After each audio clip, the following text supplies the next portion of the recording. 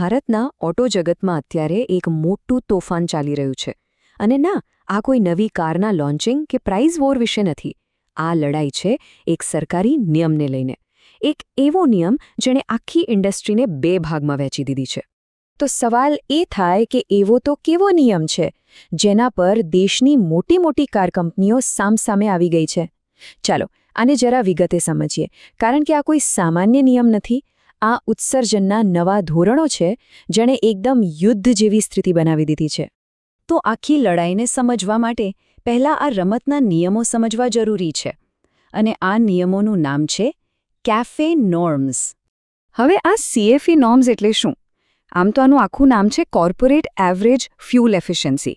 પણ સાદી ભાષામાં સમજીએ તો સરકાર એ નથી જોતી કે કોઈ એક કાર કેટલું ઓછું પ્રદૂષણ કરે છે. ના, સરકાર જુએ છે કે એક કંપની એક વર્ષમાં જેટલી પણ કાર વેચે છે તે બધી કારોની એવરેજ ફ્યુલ એફિશિયન્સી અને CO2 ઉત્સર્જન કેટલું છે. મતલબ કે આખા ફ્લીટની સરેરાશ જોવામાં આવે છે. સરકાર ધીમે ધીમે આ નિયમોને કડક કરતી આવી છે. પહેલાં આવ્યું CFE 1 2017થી 2022 સુધી, જેમાં ટાર્ગેટ હતો 130 ગ્રામ પર કિલોમીટર. પછી આવ્યું CFE 2 2022થી 2027, જેમાં ટાર્ગેટને ઘટાડીને 113 ગ્રામ પર કિલોમીટર કરી દેવાયો. પણ જે અસલી ભૂકંપ આવ્યો છે તે છે પ્રસ્તાવિત CFE 3નો. અહીં ટાર્ગેટ સીધો ઘટીને લગભગ 91.7 ગ્રામ પર કિલોમીટર પર આવી જાય છે. અને આટલો મોટો ઘટાડો એ જ બધી હલચલનું કારણ છે. પણ વાત ખાલી ટાર્ગેટ ઘટાડવાની નથી. CAFE 3માં જે સૌથી રસપ્રદ અને વિવાદાસ્પદ વાત છે તે છે એની ગણતરી કરવાની નવી રીત. અને આ જ નવી રીત છે જેણે કેટલાકને વિજેતા અને કેટલાકને મુશ્કેલીમાં મૂકવાની સ્થિતિ ઊભી કરી છે.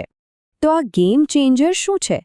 વેલ, આ છે એક નવું ફોર્મ્યુલા, વજન આધારિત ફોર્મ્યુલા. સિમ્પલ રીતે કહીએ તો હવે કારનું ઉત્સર્જન લક્ષ્ય તેના વજન પરથી નક્કી થશે. આ બિલકુલ એવું છે જાણે કોઈ રેસમાં ભારે દોડવીરને થોડી છૂટ મળે અને હળવા દોડવીર માટે રેસ વધુ અઘરી બનાવી દેવામાં આવે. અને આ જ છે આખી વાતનો સાર. જુઓ, જે કાર હલકી છે તેના માટે ઉત્સર્જનનો ટાર્ગેટ વધુ કડક છે, એટલે કે તેમણે ઓછું પ્રદૂષણ કરવું પડશે. અને જે કારો ભારે છે તેમને થોડી છૂટ મળે છે. આનો સીધો મતલબ શું થયો? જે કંપનીઓ નાની અને હલકી કારો બનાવે છે તેમના પર નિયમનકારી બોજ સૌથી વધુ છે. અને આ કોઈ નાની સૂની વાત નથી. આ નિયમોનું પાલન ન કરવાનો અંજામ બહુ મોટો છે. વિશ્વાસ નહીં થાય, પણ નાણાકીય વર્ષ 2023માં માત્ર એક વર્ષમાં 8 કાર કંપનીઓને કુલ મળીને 7,300 કરોડ રૂપિયાનો દંડ ફટકારવામાં આવ્યો છે. 7,300 કરોડ! આ આંકડો જ બતાવે છે કે દાવ પર કેટલું બધું લાગેલું છે અને કંપનીઓ શા માટે આટલી ચિંતિત છે. તો આ નવા વજન આધારિત ફોર્મ્યુલાએ શું કર્યું? એણે તરત જ આખી ઓટો ઇન્ડસ્ટ્રીમાં બે ભાગ પાડી દીધા. એક એવી યુદ્ધ રેખા ખેંચાઈ ગઈ જેણે બધાને સામસામે લાવી દીધા. એક તરફ હતી ટીમ સ્મોલ કાર, જેમાં મારુતિ, ટોયોટા અને હોન્ડા જેવી કંપનીઓ હતી. એમનું કહેવું હતું કે આ નિયમો નાની અને સસ્તી કારો સાથે અન્યાય કરે છે. અને જો નાની કારોને મોંઘી બનાવવામાં આવશે તો સામાન્ય માણસ કાર કેવી રીતે ખરીદશે? બીજી તરફ હતી ટીમ SUV EV, જેમાં ટાટા, મહિન્દ્રા, હ્યુન્ડાઈ અને કિયા જેવી કંપનીઓ હતી. એમનો તર્ક સ્પષ્ટ હતો. નિયમ બધા માટે એકસરખો હોવો જોઈએ. કોઈને પણ ખાસ છૂટછાટ ન મળવી જોઈએ.